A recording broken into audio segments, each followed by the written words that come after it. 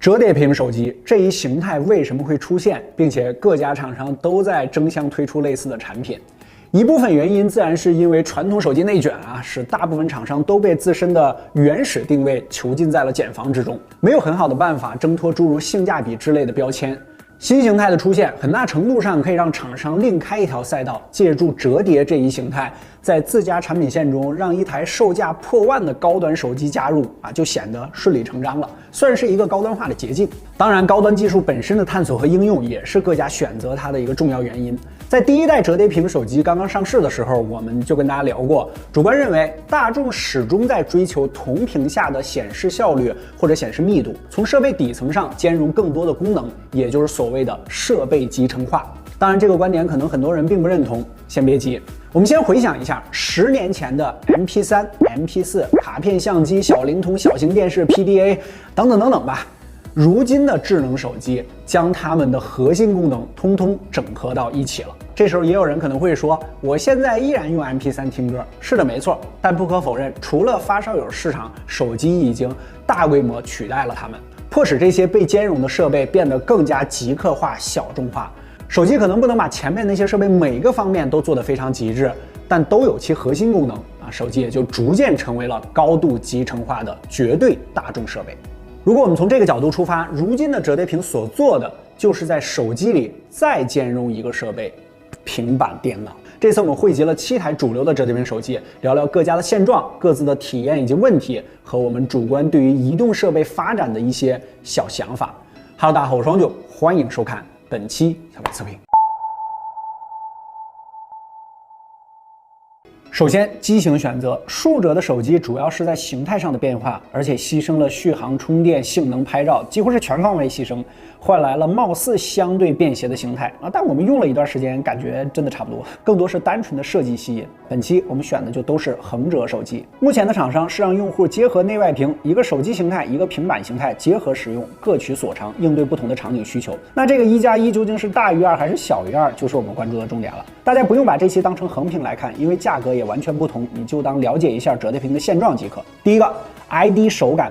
这几家可以说是各有千秋三星方正内敛，华为跟荣耀同样方正，但是商务气息稍微重一些。OPPO 则是明显年轻化，小米嘛感觉稍微老一些，但是顶配有陶瓷版有一些质感。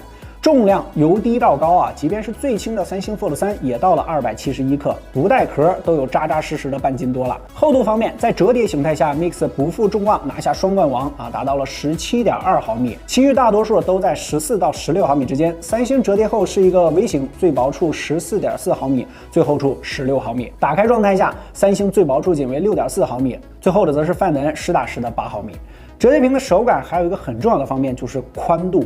它不仅影响握持手感，也决定了外屏的比例。小米这台基本就是 Fold 1代的框架，合起来比较窄，单手肯定 OK， 但有点过于细长了。说像遥控器完全没毛病。三星也是细长比例，但是相对要克制一些。范德恩则更像是初代的全屏手机，正常很多。Magic V 和 Mate X2 则是最接近主流手机的比例。仅在闭合的手感方面，综合一下主观 Fold 3是比较好的，相比华为来说显得要轻薄一些，修长的机身，握持感也比较优秀。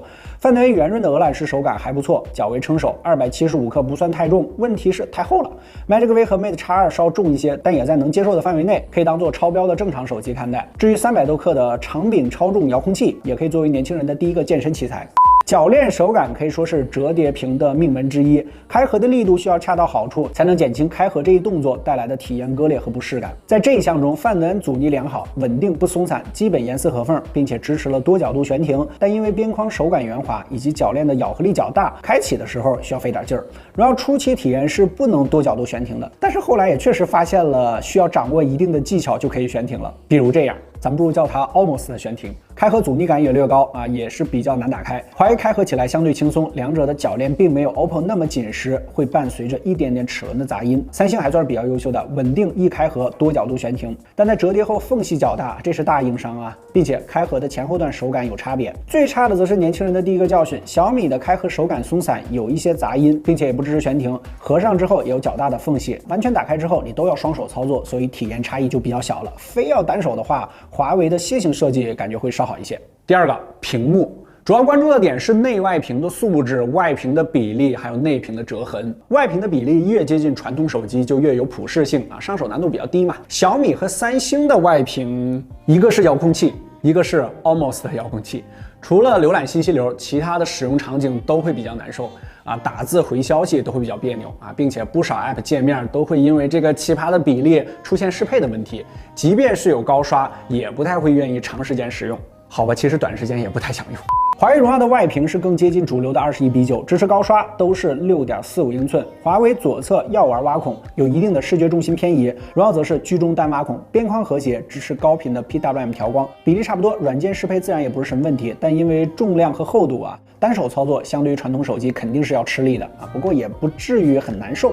范能选择了圆润的18:9 5.49英寸小屏方案，单曲面挖孔，由于转轴突出比较多，整体屏幕偏右，单手操作没啥问题。但是灵性的但是，这块屏幕居然是一个60赫兹的小黄鸭排列，观感属实差啊！这块外屏可以说是范能最大的一个缺点。对于外屏而言，我们主观认为现阶段还是很重要的。在折叠屏形态还没有非常成熟的时候，用户大多数是从传统直屏切过来的，自然会保留非常多习惯性操作，外屏应用会充斥在各个场景之中。OK， 打开内屏，豁然开朗了。Mix Fold 内屏没有挖孔，一体感不错，但内屏作为折叠手机最重要的核心体验区啊，它是一块60赫兹的屏幕。华为内屏同样没有挖孔，一体感不错，观感上周冬雨排列的屏幕支持90赫兹的高刷啊，肯定是不如钻排和类钻排的屏幕的。荣耀在右半边顶部做了中心挖孔，在功能性和一体观感上做了取舍，观感很不错。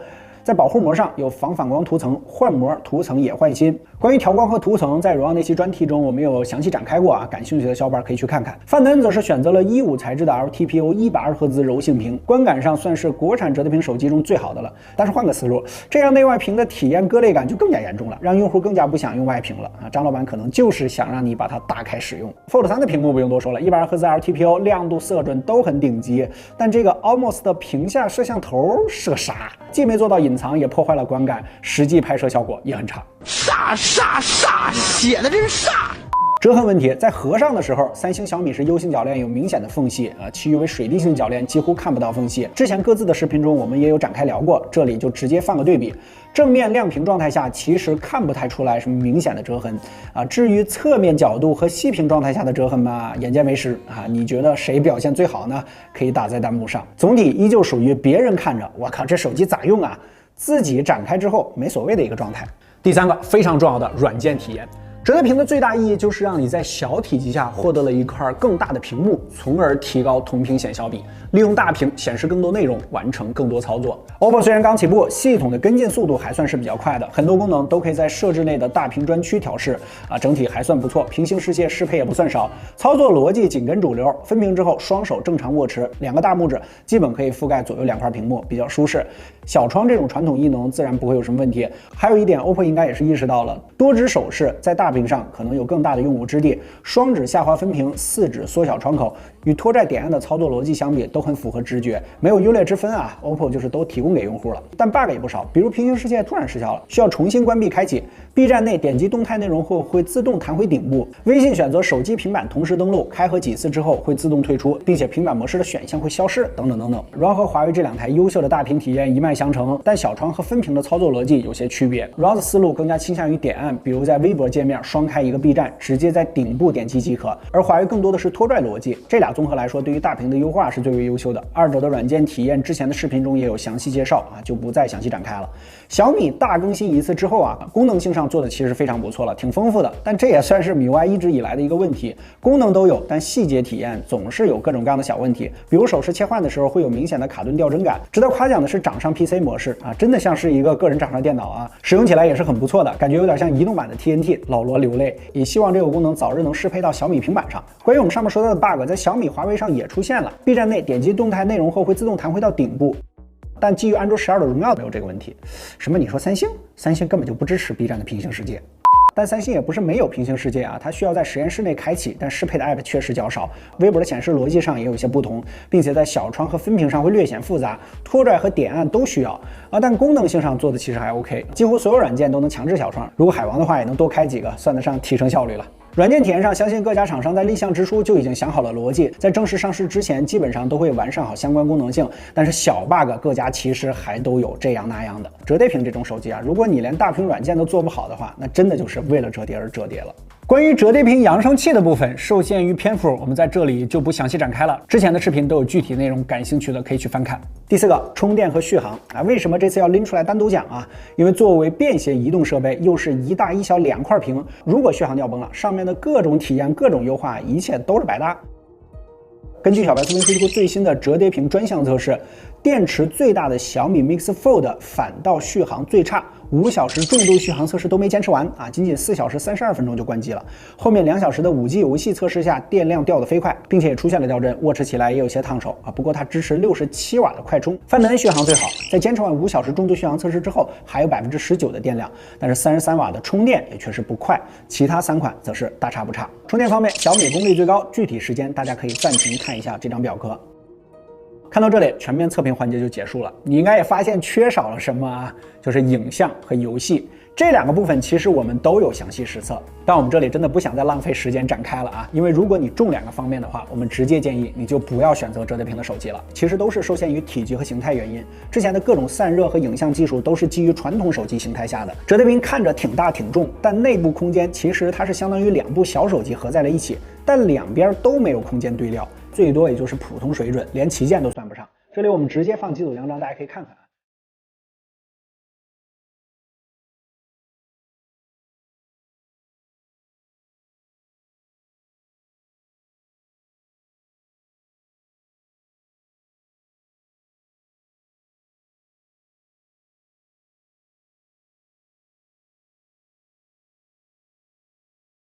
游戏方面就更不建议了。首先，外屏比例异常，你会感觉非常难受，即便接近于传统比例的也太厚了，稍微玩一玩手就很累。然后就是内屏，之前大家看到上下的比例确实有延伸啊，但是左右也有裁切。还有最关键的，它本身是柔性材质，底层材质本身就不太适合游戏，你稍微重度一点会感觉屏幕软软的，没感觉。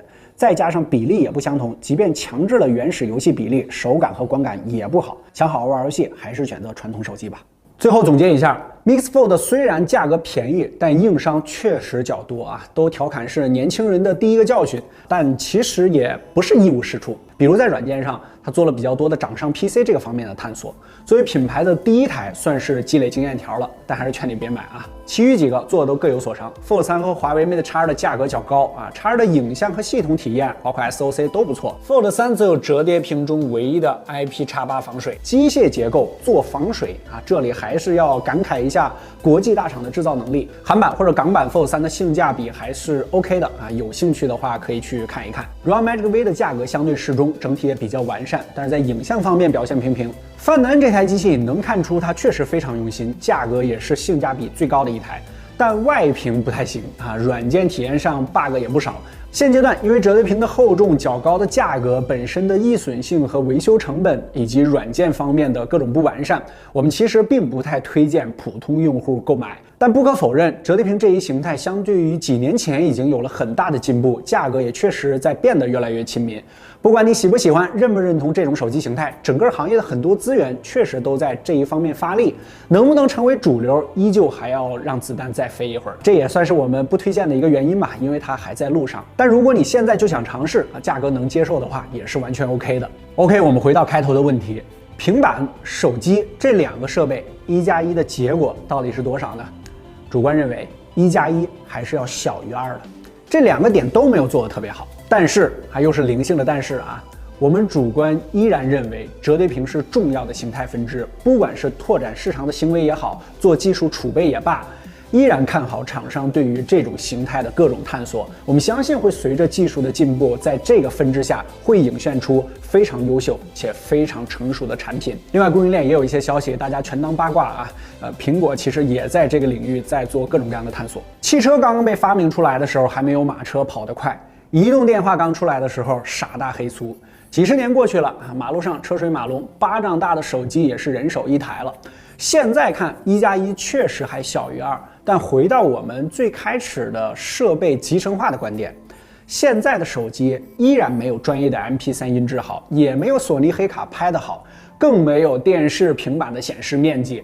或许在移动设备集成化这个领域，1+1是始终要小于2的，因为它只要取其核心，满足大众即可。手机是一个需要满足绝大多数人的设备，每一个环节不必那么极致，体积的限制也不可能让它做到真的极致，每个功能点可能只需要1+1大于1.5就可以了。